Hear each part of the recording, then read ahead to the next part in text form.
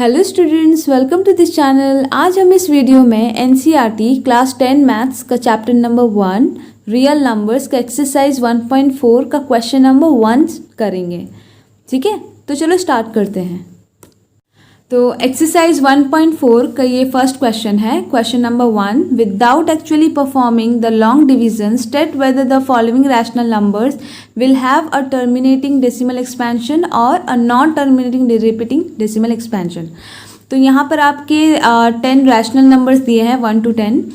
तो आपको यहाँ देख करके बताने हैं कि ये टर्मिनेटिंग एक्सपेंशन है कि non terminating repeating decimal expansion है। ठीक है, but without using long division method. तो स्टूडेंट्स, इस एक्सरसाइज का मैंने इंट्रोडक्शन पार्ट इसके प्रीवियस वीडियो में दे दिया है। तो मैं उस वीडियो का लिंक इस वीडियो के डिस्क्रिप्शन में दे दूंगी, तो आप जाके उसको पहले ज़रूर देखिए, तब आप इस मतलब एक्सरसाइज को स्टार्ट कीजिएगा। ठीक है, तब भी यहाँ पर मैं आपको एक हल्का सा ओवरव्यू दे देती हूँ कि इस क्वेश्चन के अकॉर्डिंग मतलब वो क्या है मैथड। तो देखिए, रैशनल नंबर्स मैंने आपको बताया था इंट्रोडक्शन पार्ट में कि रैशनल नंबर्स दो टाइप के होते हैं। एक होते हैं आपके टर्मिनेटिंग और एक आपके होते हैं नॉन टर्मिनेटिंग। ठीक है, तो टर्मिनेटिंग मतलब 1.57 मतलब वो रैशनल नंबर्स जिसका पॉइंट या डेसिमल के बाद नंबर्स एंड हो जाते हैं, जैसे कि 7 के बाद और कोई नंबर नहीं है, 5 और 7 ही है डेसिमल के बाद। तो ये आपका क्या है, टर्मिनेटिंग है। और नॉन टर्मिनेटिंग क्या है, जैसे कि 1.212121 ऐसे आपका चलते जाएगा। इसे हम लोग 1.21 बार भी लिख सकते हैं। ठीक है, तो ये ऐसे रैशनल नंबर्स को बोलते हैं नॉन टर्मिनेटिंग और इस तरह के रैशनल नंबर्स को बोलते हैं टर्मिनेटिंग। ठीक है, तो देखिए, रैशनल नंबर्स को हम लोग p/q के फॉर्म में रिप्रेजेंट करते हैं, और जहाँ पे q क्या होगा, नॉट इक्वल्स टू 0। ठीक है, q को 0 नहीं होना, अगर q 0 होगा तो ये अनडिफाइंड हो जाएगा। ठीक है, तो इस फॉर्म में होना है दोनों को, मतलब टर्मिनेटिंग और नॉन टर्मिनेटिंग दोनों p/q के फॉर्म में हम लोग लिख सकते हैं। ठीक है, तो p/q के फॉर्म में अगर रैशनल नंबर्स है तो उसको अगर डेसिमल के फॉर्म में लिखना होगा तो हम लोग क्या करेंगे, डिवाइड कर देंगे। q से p को डिवाइड कर देंगे और डेसिमल फॉर्म में लिख देंगे, चाहे टर्मिनेटिंग हो या नॉन टर्मिनेटिंग, दोनों को लिख सकते हैं। लेकिन यहाँ इस क्वेश्चन में साफ साफ बोल दिया है कि without using long division method check the terminating और non terminating repeating decimal expansion. यही है ना। तो देखिए, तो मैंने इंट्रोडक्शन में बताया था, वहाँ भी आपको क्लियरली अच्छे से पूरा एक्सप्लेन किया था। मैं यहाँ पे हल्का सा बता देती हूँ कि कैसे चेक करेंगे without using long division method. तो देखिए, p/q के फॉर्म में आपका रैशनल नंबर्स दिया हुआ है, क्वेश्चन में ही दिया हुआ है आपका 1 to 10 जितने भी आपके p/q के फॉर्म में ही है, क्योंकि ये रैशनल नंबर्स है।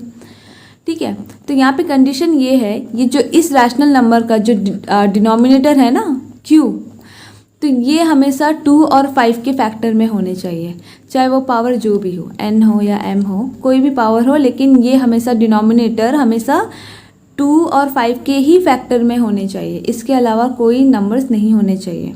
ठीक है, अगर ये है तब ये आपका टर्मिनेटिंग है, रैशनल नंबर है। अगर ये नहीं हुआ, 2 to the power n और माने 5 के फैक्टर में नहीं है, तब ये आपके नॉन टर्मिनेटिंग डेसिमल एक्सपेंशन है। समझ में आया। तो यहाँ पर यही मेथड आपको यूज़ करने हैं। नीचे हर एक रैशनल नंबर्स के डिनोमिनेटर में आपको देखने हैं कि ये 2 और 5 का फैक्टर के फॉर्म में है कि नहीं। जो है उसको हम लोग टर्मिनेटिंग बता सकते हैं, और जो नहीं है वो क्या होगा, रैशनल नंबर्स नॉन टर्मिनेटिंग। ठीक है, तो यहाँ पे क्वेश्चन से 1 से लेके 10 तक तो एक एक करके सारे क्वेश्चंस कर लेते हैं। ठीक है, ये क्लियर है। तो देखिए फिर, तो 13/3125, तो 3125 का प्राइम फैक्टराइजेशन कर लीजिए। तो 5 है तो 5 से स्टार्ट कीजिए।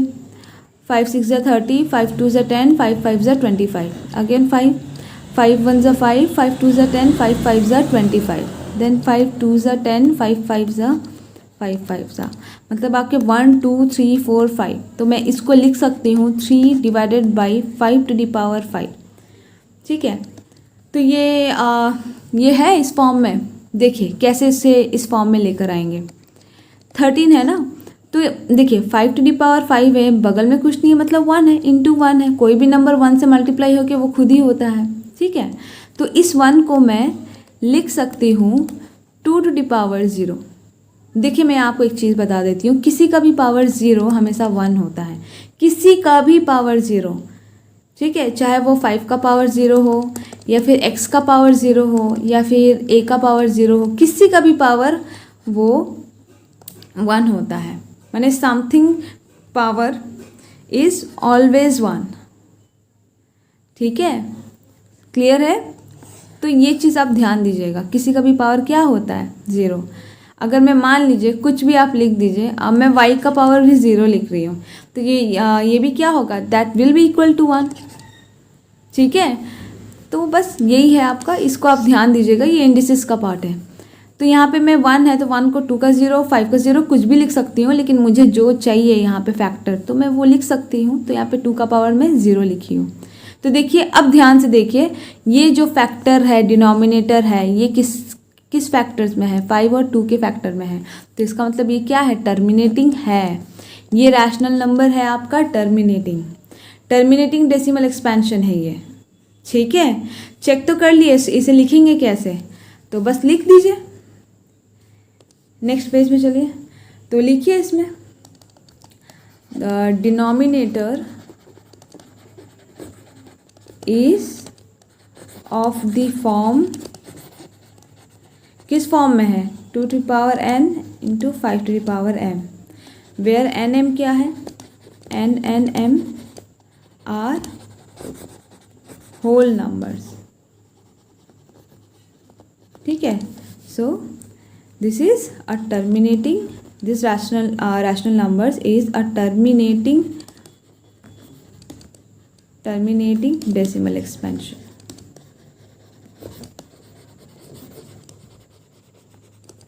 ठीक है, समझ में आ गया।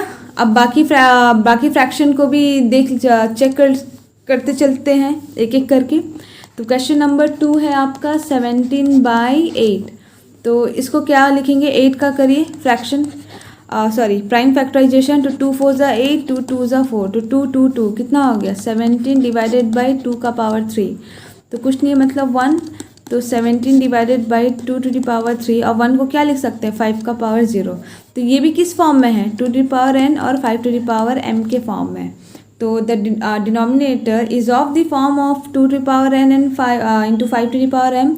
सो दिस इज ऑल्सो ऑफ क्या, टर्मिनेटिंग डेसिमल एक्सपेंशन, ठीक है। तो ये भी आपका क्या है, टर्मिनेटिंग डेसिमल एक्सपेंशन, ठीक है।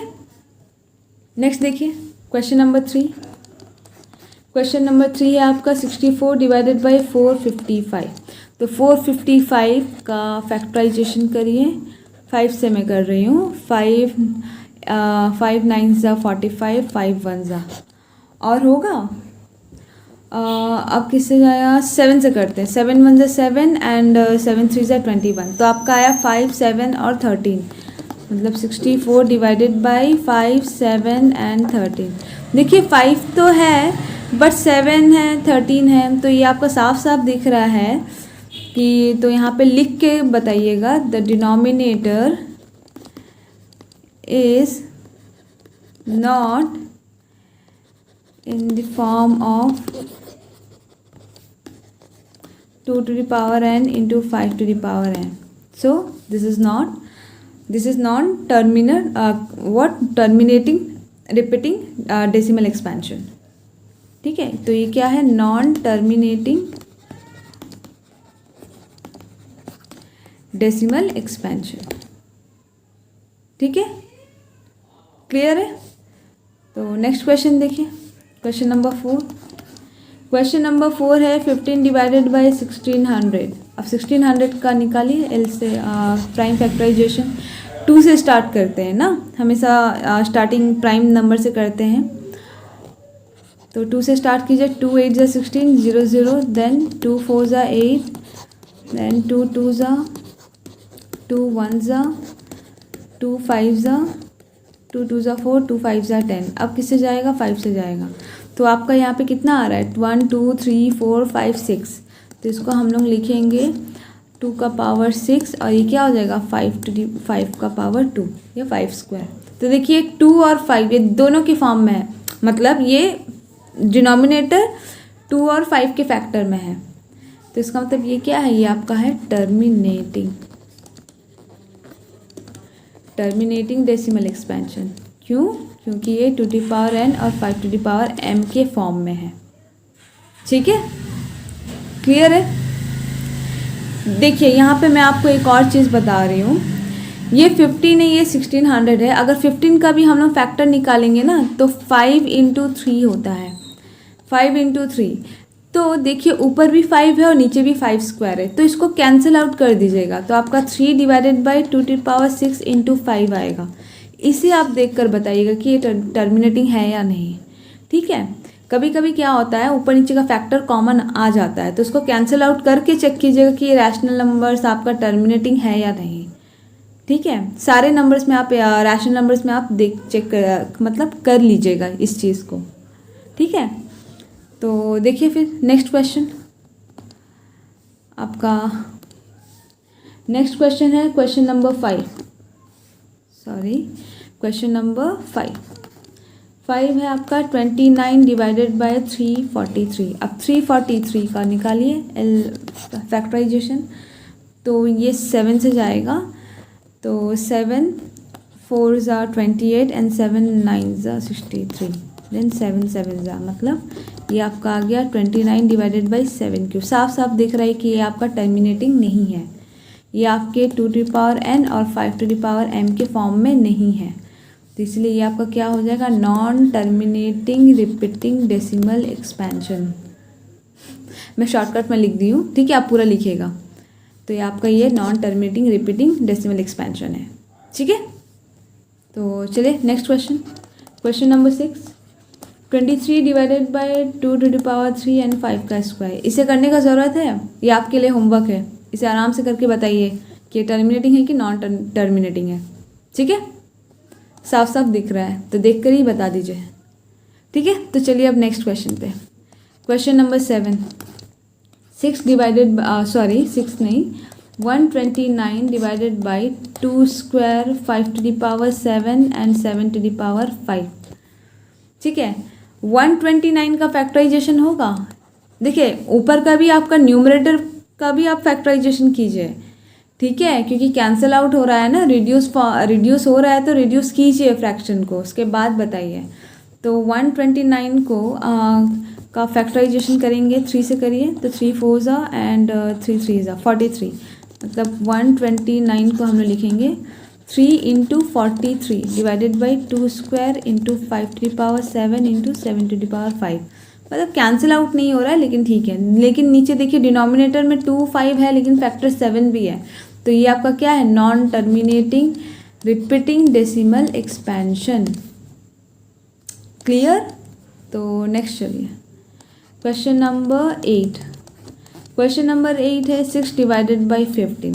6 का फैक्टर क्या है, 2 एंड 3, अब 15 का फैक्टर है 5 इंटू 3, 3 3 कैंसिल हो गया, तो आपका 2 डिवाइडेड बाई 5 आया, नीचे 5 है तो 1 भी है, 5 इंटू 1 5 होता है, तो 5 और 1 को क्या लिखेंगे, 2 का पावर 0, 5 का पावर 1 है या 2 का पावर 0। देखिए तो डिनोमिनेटर किस फॉर्म में है, 2 to power n and 5 to power m है ना फॉर्म में, तो इसका मतलब ये वाला क्या है आपका, ये आपका है टर्मिनेटिंग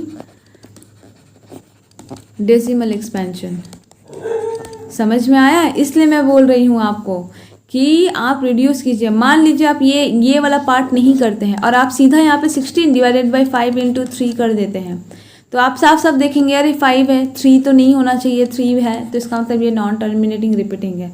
गलत, ऊपर भी आप फैक्टराइजेशन हो रहा है तो करिए, करके ऊपर नीचे देखिए कॉमन फैक्टर आएगा तो उसको कैंसिल आउट कीजिए, तब जाके आप चेक कीजिए कि ये टर्मिनेटिंग है या नहीं। समझ में आया? इसीलिए आप एक बार ऊपर नीचे न्यूमरेटर डिनोमिनेटर दोनों का फैक्टर्स निकालिए और इसको रिड्यूस मतलब कॉमन फैक्टर को कैंसिल कीजिए, उसके बाद चेक कीजिए। ठीक है, तो चलिए फिर नेक्स्ट क्वेश्चन पे, क्वेश्चन नंबर 8 हो गया और 2 बाकी है। तो क्वेश्चन नंबर 9 है 35 डिवाइडेड बाई 50। 35 का फैक्टर्स क्या है, 5 इंटू 7। अब 50 का फैक्टर्स निकालिए, 2 से, 2 2 ज़ा 4, 2 5 ज़ा 10 एंड 5 5 ज़ा, तो 2 इंटू 5 का स्क्वायर, एक 5 कैंसिल हो गया, तो 7 डिवाइडेड बाई 2 इंटू 5। ठीक है, 2 5 डिनोमिनेटर क्या है, 2 और 5 का फैक्टर में, जिसका मतलब ये भी क्या है, टर्मिनेटिंग डेसिमल एक्सपेंशन। ठीक है, क्लियर। देन लास्ट क्वेश्चन है आपका क्वेश्चन नंबर 10, 77 डिवाइडेड बाई 210।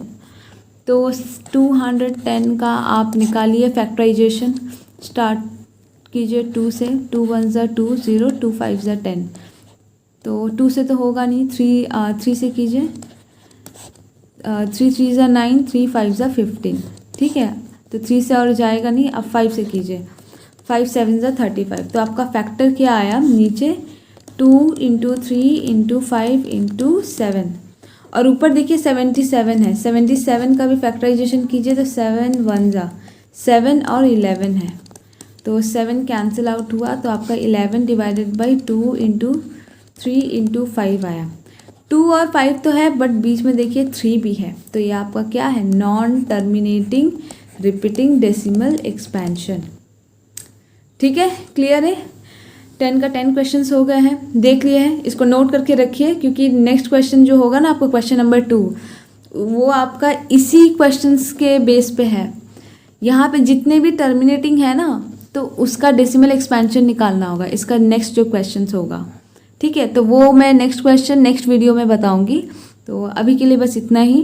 तो क्वेश्चन नंबर 1 कंप्लीट हो गया है। अगर आपका इसमें डाउट है, अभी भी मतलब क्लियर नहीं हुआ है, तो आप मुझे कमेंट करके पूछिए, तो मैं आपका डाउट क्लियर कर दूंगी नेक्स्ट वीडियो में। ठीक है, तो चलिए फिर मैं वीडियो को एंड करती हूँ।